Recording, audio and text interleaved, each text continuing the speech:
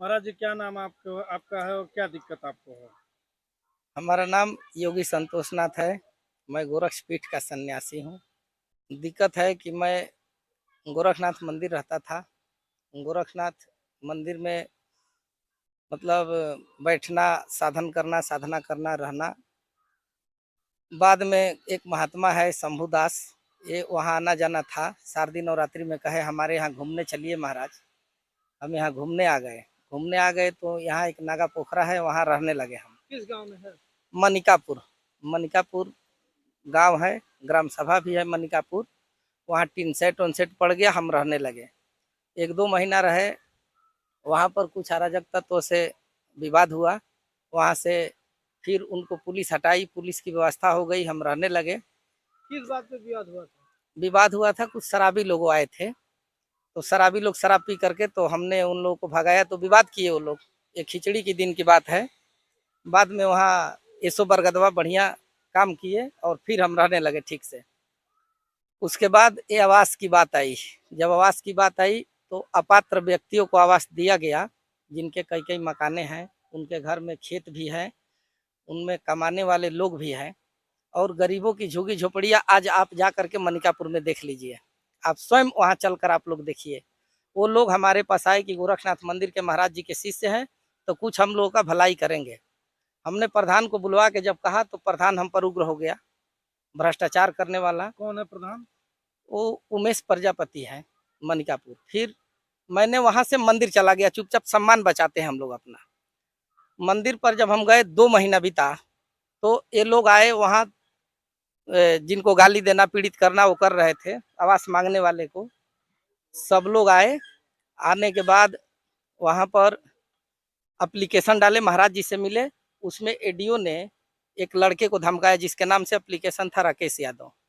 हमने उसमें, एडीओ डराने लगा उस लड़के को, तो फिलहाल वही था, वो हमको फोन दिया। हमने एडीओ को कहा कि आप जांच करिए, मुख्यमंत्री का आदेश है। तो एडीओ फिर इनसे कहा, प्रधान से। इन्होंने हम पर आरोप लगाया कि महाराज जी 2.5 लाख चंदे का लेकर गए हैं, महिलाओं को देखकर अश्लीलता भाषा बोलते थे और भोजपुरी गाना गाते थे। और जो आवास वाले लोगों को पढ़ाए कि आवास महाराज जी कटवा रहे हैं, रिकवरी हो जाएगा, तो ये लोगों से महाजनामा बनवाए कि ये सही बात है, जो कि ये जांच का विषय है। ये महाराज जी तक नहीं गया। हालांकि हमारा संज्ञान महाराज जी के सिवा कोई ले नहीं सकता है। मामले को लेकर आप महाराज जी से नहीं मिले, मुख्यमंत्री जी से? जी नहीं नहीं, ये लोग मिलने भी नहीं देंगे ना तिवारी वारी जी। अब बाद में आखिर क्यों नहीं मिलने देंगे? क्या कारण हो सकता है? कारण हो सकता है कि तिवारी जी कहे कानों में कुंडल नहीं होता तो लठ मारकर भगाया जाता। आप गलत आदमी हैं। जो कि हम जहाँ जहाँ रहे हैं, गुजरात, हरियाणा, पंजाब या मनिकापुर या नौगावा में भी रहा हूँ, इधर कुशीनगर में, बिहार में जहाँ रहा हूँ, मौनी बाबा बलिया जिला में डूहा मठ में भी रहा हूँ। इसकी जानकारी लेना है तो हर जगह से ले सकते हैं जहाँ जहाँ हम घूमे हैं। कोई भी साधु, कोई भी, चाहे बाना हो या ना, घर से जब लड़का निकलता है तो किसी गांव में अश्लीलता इसलिए नहीं बोलेगा। अगर किसी के परिवार को हम अश्लीलता बोलते हैं, आपके ही परिवार को, तो जाकर तुरंत बताएगी और आप एक्शन लेंगे। साधु संतों से ऐसे ही लोग खफा रहते हैं।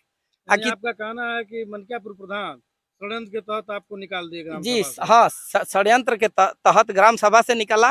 वो महाराज जी के सानिध्य में नहीं है, वो जान नहीं रहे हैं कि हमको कोई निकाल दिया और मैं चला गया। हालांकि तिवारी जी को जिम्मेवारी के साथ ये महाराज जी को देना चाहिए उस कागज को। और महाराज जी हमको जेल भेजते कि लठ बजाते कि भगाते कि हमको दफना देते, ये महाराज जी का विषय है, न कि तिवारी जी का है। मठ का चार्ज महाराज जी के हाथ में, प्रदेश का चार्ज महाराज जी के हाथ में। जैसे हर नागरिक महाराज जी के संरक्षण में, वैसे हम भी हैं। आप मुख्यमंत्री जी से क्या अपेक्षा करते हैं? हम अपेक्षा यही करते हैं कि वो ये बात जाने और हमको न्याय दे। हम उनके मठ के साधु हैं। अगर बदनामी होगी तो उनकी भी होगी, बदनामी है तो उनकी भी है। ये जांच का विषय है, न कि हमको वो नहीं कि बिना जांच के छोड़ दें। उस गांव में अधिकारी भेजकर वो जांच करवावे, अगल बगल के गांव से, कि हम 8 महीना कैसे बिताए। जो प्रधान आरोप लगाया उसके घर में मैंने 4 महीना रहा, तो गलत नहीं था हमने। आप हम पर आरोप लगाए तो अपने परिवार के साथ आरोप क्यों नहीं लगा रहे हैं? 4 महीना हम ठीक थे, आपके परिवार के लिए ठीक थे, और गांव में घूम घूम करके और हम उल्टा सीधा बातें कर रहे थे। यही सोचने वाली बात है। वर्तमान में आप कहाँ रहते हैं? अब वर्तमान में कोई ठिकाना नहीं है, इसलिए कि हम दूसरे मंदिर में जा नहीं सकते हैं। हम नाथ पंथ के योगी, थोड़ा सा दिमाग हम लोग का झनकवा होता है, बात बर्दाश्त नहीं होगी किसी का। हम किसी मंदिर उंदिर जा नहीं सकते हैं, जब रहेंगे तो अपने मठ में रहेंगे, और नहीं तो ऐसे चलेगा। अब बाद में ज्यादा अब तो दिक्कत हो ही रहा है। अब तो ये नहीं है कि रोटी आज कहाँ मिलेगी, तो ऐसे भटकते भटकते वही भिक्षाटन पर उतरेंगे, झोला बोड़ा उठाएंगे, भिक्षा मांगेंगे, जीवन काट लेंगे। कि योगी जी के सानिध्य में रहने वाला, जो कि 500 से ऊपर महाराज जी के साथ तस्वीरें होगी, हर शोभा यात्रा में मैं चलता हूँ, उनके दाहिने तरफ सट के चलता हूँ। वो फोटो आप वहाँ के महाराज जी का जो मीडिया है मंगा सकते हैं, और महाराज जी हमको देखते ही पहचान जाएंगे कि ना ना वो तो हमारा लड़का है ना। लेकिन उनके सानिध्य तक नहीं है, ये आवाज उनके कानों तक नहीं है। कर्मचारी नीचे नीचे सब निपटाते हैं। साधु मतलब कुछ नहीं कर्मचारी के सामने, साधु मतलब जीरो। अब आप क्या करेंगे? अब वही करेंगे हम कि अब जीने का तो कोई वो नहीं है, दाग भी लगाया गया, अब निकल के कहीं भी छाटने करना पड़ेगा। अच्छा, आपकी छवि को आपके द्वारा कहा जा रहा है कि धूमिल किया गया है, हाँ जी, तो उसको आप कैसे साबित करेंगे कि आप गलत नहीं है? उस पर साबित ऐसे होगा कि ये जांच का विषय है, ये जांच का विषय है। इसका जांच करवा लिया जाए उस गांव द्वारा कि जो लोग महाजनामा दिए हैं, क्या उनके बाद भी और लोग भी कुछ कहते हैं? जब हम गलत बोलते थे उस टाइम हम पर एक्शन क्यों नहीं लिया गया? क्या कारण था? आपको अभी हम गाली देंगे तो आप गाली अभी नहीं देंगे, 2 महीना बाद देंगे या थप्पड़ जड़ेंगे? प्रधान ऐसे तिवारी जी के सामने कहा कि योगी हमेशा शासन में नहीं रहेंगे, इस मंदिर से घसीट कर ले जाऊंगा। तो मैं मंदिर में ही असुरक्षित महसूस करने के बाद हमने निकल गया, और निकलने के बाद वही कभी बिहार रहते हैं, ये आप लोगों के चलते हमने यहाँ आया और कि थोड़ा बयान दे दें। और क्या है भाई, आखिरी आवाज कम से कम प्रेस द्वारा महाराज जी के पास पहुंच जाए। क्या उम्मीद करते हैं आप? हम जानते हैं कि महाराज जी जान जाएंगे तो क्या करेंगे। उनको पता है कि कान में कुंडलधारी साधु कैसा होता है, महाराज जी को पता है, इसको हर लोग नहीं समझ सकते हैं। बहुत बारीकी से नाथ योगियों को हरियाणा पंजाब के लोग बहुत समझते हैं, और ये भी नहीं है कि कोई नशा पता भी नहीं। अगर हम नशे की हालत में रहेंगे तो समझ में आता है, ये सब जानते हैं।